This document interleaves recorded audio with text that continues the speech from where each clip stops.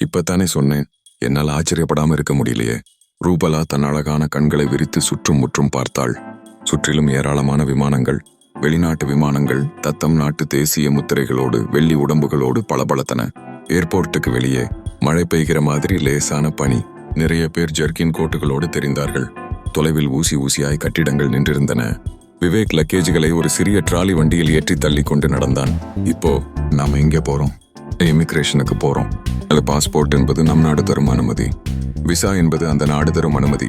அந்த நாட்டுக்கு போக அனுமதிப்பதும் அனுமதிக்காததும் அந்தந்த இமிகிரேஷன் குடிபெயர்ப்பு பகுதியில் உட்கார்ந்திருக்கும் அதிகாரியை பொறுத்தது. இமிகிரேஷன் இங்கிருந்து எவ்வளவு தூரம்? 2 கிலோமீட்டர் போகணும். ட்ராலியை தள்ளு. ரூபலா, இங்கே போர்ட்டர் கிடையாது. நம் கையே நமக்கு உதவி. 2 பேரும் சேர்ந்து அந்த வழுவழுப்பான தரையில் ட்ராலியை உருட்டி கொண்டு போனார்கள். இமிகிரேஷன் பகுதியை நெருங்கிய போது அந்த உயரமான சூடணிந்த இளைஞன் எதிர்பட்டான். முகத்தில் இந்தியத்தனம், சுத்தமான தாடை, ரோஸ் நிற உதடுகள்.